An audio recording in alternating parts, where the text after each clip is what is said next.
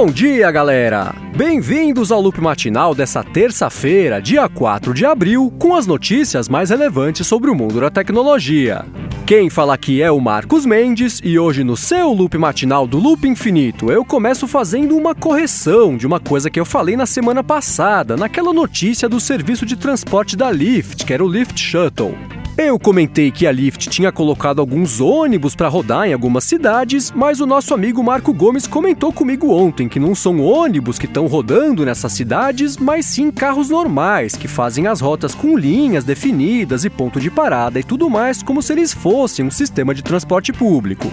Obrigado ao Marco Gomes pelo toque e agora sim vamos para as notícias de hoje. Bom, eu começo falando sobre a Anatel, que já está se mexendo para preparar o mercado para um eventual fim da operadora Oi. Pintou lá no Globo uma matéria dizendo que a Anatel convocou reuniões com a Claro, com a Vivo e com a TIM para basicamente medir o quanto as outras operadoras dependem da Oi e para ver o que cada uma vai conseguir fazer para absorver a demanda extra que deve surgir caso a Oi realmente feche as portas.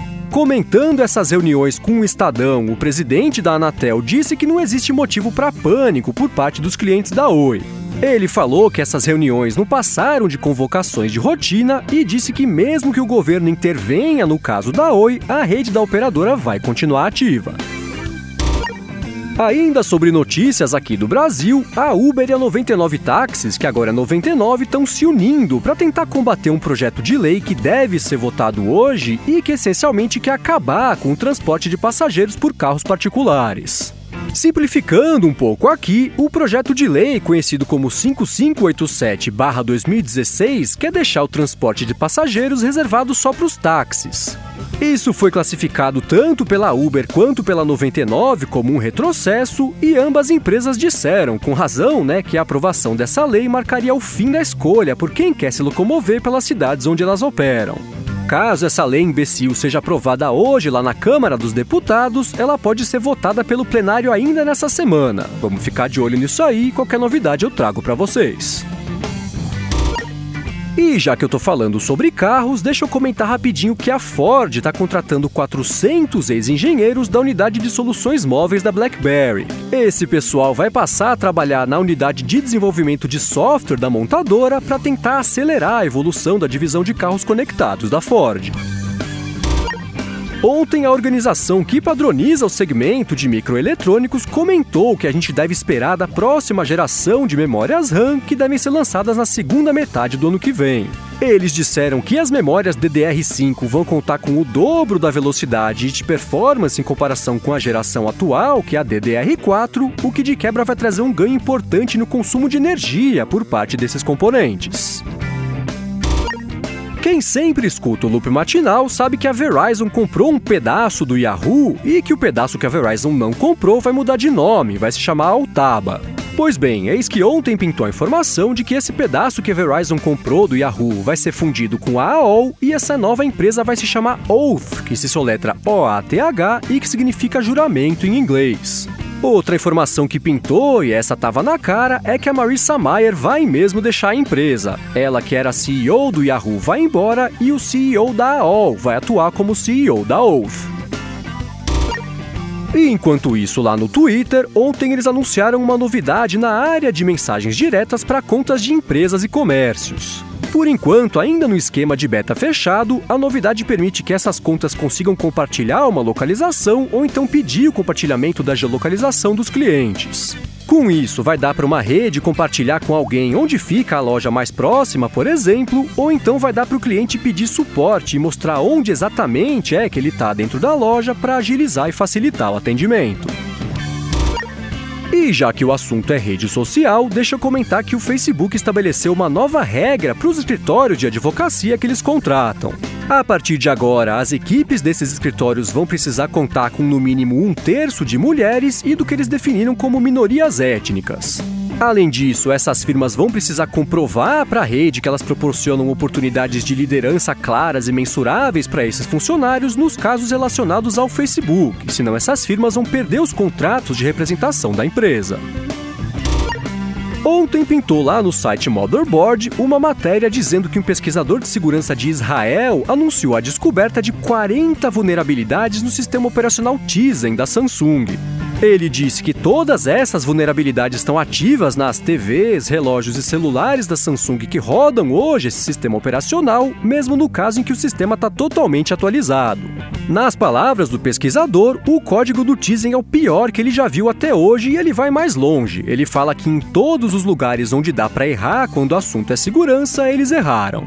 Ele diz que o código foi claramente escrito por pessoas que não têm nenhuma noção de segurança ou aplicação de criptografia e, por isso, uma pessoa com o conhecimento técnico necessário consegue atualizar um sistema Tizen com qualquer código malicioso que ela queira. Em resposta a isso, a Samsung disse que já está a par da situação e que vai trabalhar em conjunto com o pesquisador para tentar corrigir as falhas que ele identificou e reafirmou o compromisso de recompensar qualquer pessoa que consiga encontrar falhas de segurança nos sistemas dela. E agora o assunto é o Android, que de acordo com a empresa de análise de dados StatCounter, ultrapassou o Windows e agora é o sistema operacional mais usado do mundo. De acordo com eles, o Android terminou o mês de março com 0,02% mais usuários ativos do que o Windows, o que ajuda ainda mais a comprovar aquela tendência de queda dos PCs frente aos dispositivos móveis. Ainda sobre o Android, ontem foi anunciado um programa de compartilhamento de patentes entre o Google e as empresas que fabricam os aparelhos que rodam o sistema. A partir de agora, empresas como a Samsung, a LG, a Foxconn e a HTC vão poder usar de forma gratuita as tecnologias patenteadas uma das outras lá no Android, e o Google disse que o grupo é aberto para qualquer outra empresa que queira participar. Bacana! E enquanto isso, no mundo da Apple, ontem pintou o iOS 10.3.1, com correções de segurança e de bugs que vieram com o iOS 10.3 na semana passada. Outra coisa que apareceu ontem foi a notícia de que a Apple está se preparando para lançar, ou tentar lançar pelo menos, um pacote de TV por assinatura, composto pela HBO, Showtime e um outro canal chamado Starz. Segundo o Peter Kafka, lá do Recode, a Apple vem conversando com esses 3 canais para tentar bater o martelo, mas pelo menos por enquanto ainda não tem nenhuma informação relativa à mensalidade. Ainda sobre a Apple, ontem ela começou a devolver os $3 de quem comprou o aplicativo Workflow dias antes dela própria ter comprado a empresa responsável pelo app. Como o Workflow ficou de graça depois da compra, a Apple resolveu devolver o dinheiro de quem tinha acabado de comprar o app, o que é uma iniciativa bem legal. E por último, sobre a empresa, ontem ela divulgou que dentro de no máximo 2 anos, ela vai parar de usar as GPUs da Imagination Technologies nos produtos dela. Como resultado disso, as ações da Imagination Technologies chegaram a despencar mais de 70% e, para tentar acalmar os investidores, a empresa divulgou um comunicado nada amigável. Ela disse que acha muito difícil que a Apple consiga desenvolver uma GPU totalmente nova, que não viole as patentes ou propriedades intelectuais dela, o que não foi o suficiente para convencer os investidores de que ainda vale a pena segurar os papéis da Imagination Technologies. Por conta disso, as ações dessa empresa fecharam o dia em queda de 61%, com o menor valor nos últimos 8 anos. Vale lembrar que no ano passado a Apple tentou comprar a Imagination Technologies, mas o negócio acabou não dando certo.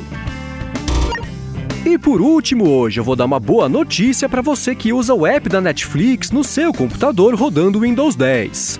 A partir de agora, finalmente dá para você baixar filmes e séries para poder ver depois no computador, mesmo sem internet. Para fazer isso, é só você atualizar o aplicativo da Netflix e não custa nada lembrar, que não é todo o catálogo deles que dá para baixar, mas sim alguns filmes e séries, o que já é melhor do que nada, É isso aí, galera. O Loop Matinal do Loop Infinito vai ficando por aqui. Se você quiser se inscrever no canal do Loop Infinito no YouTube, o link tá aqui na descrição do episódio e lá no loopmatinal.com, junto com os links das notícias que eu comentei hoje. Já se você quiser falar comigo no Twitter, é só procurar por MVC Mendes que eu tô sempre por lá. Obrigado pela audiência e eu volto amanhã de manhã. Falou!